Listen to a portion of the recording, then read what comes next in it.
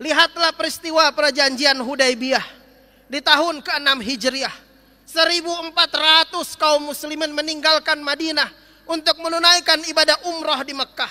Sudah berpakaian ihram, menempuh perjalanan, berjalan kaki, menaiki unta, berkendaraan, beramai-ramai 1.400 orang. Terhenti di sebuah wilayah bernama Hudaybiyah. Tidak bisa melanjutkan perjalanan dan harus pulang kembali ke kampung halaman. Bisa dibayangkan kalau itu terjadi pada kita. Kita sudah syukuran, kita sudah selamatan, minta doa kepada tetangga, kepada orang tua, kepada sahabat. Kepergian kita diumumkan kepada halayak ramai. Tiba-tiba keberangkatan kita dibatalkan. Bagaimana goncangnya kita kalau tidak memiliki keyakinan, kalau tidak pernah mendengarkan, berinteraksi dengan Quran. Tapi perjanjian Hudaybiyah 1.400 orang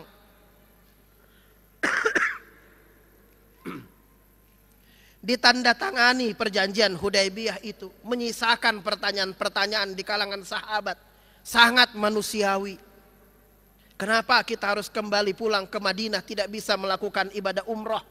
Justru yang sangat miris buat para sahabat.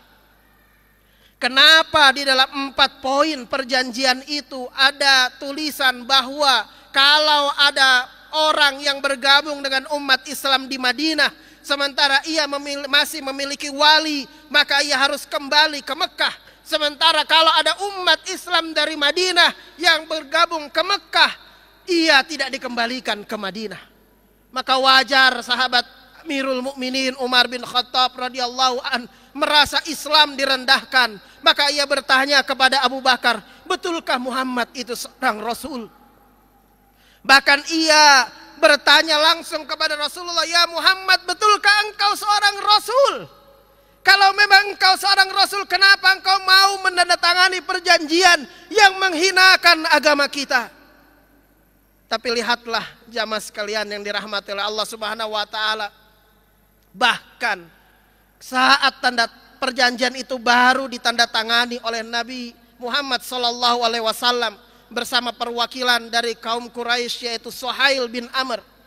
Tiba-tiba datanglah Abu Jandal bin Suhail yang ingin masuk ke dalam kubunya Nabi Muhammad SAW, bergabung dengan umat Islam dan ikut ke Madinah. Tepat di saat itu Suhail bin Amr melarangnya, menampar wajah anaknya dan mengatakan, ya Muhammad, kita sudah melakukan perjanjian, menandatangani perjanjian, aku ambil anakku ini. Peristiwa ini tepat terjadi di hadapan Amirul Mukminin Umar bin Khattab, orang yang ketika hijrah mengatakan, kalau ada laki-laki yang ingin istrinya menjadi janda atau anaknya menjadi yatim, keluar hadapi aku. Tapi pada saat itu Amirul Mukminin tidak bisa melakukan apa-apa karena perjanjian sudah ditandatangani. Lihatlah jamaah sekalian yang dirahmati oleh Allah, begitu besar berat ujiannya.